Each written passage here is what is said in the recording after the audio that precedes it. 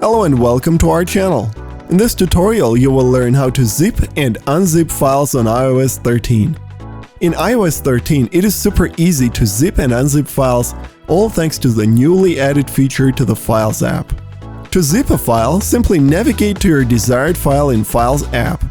Press and hold on the file you want to zip and choose Compress. You'll see a compressed zip file appear next to it.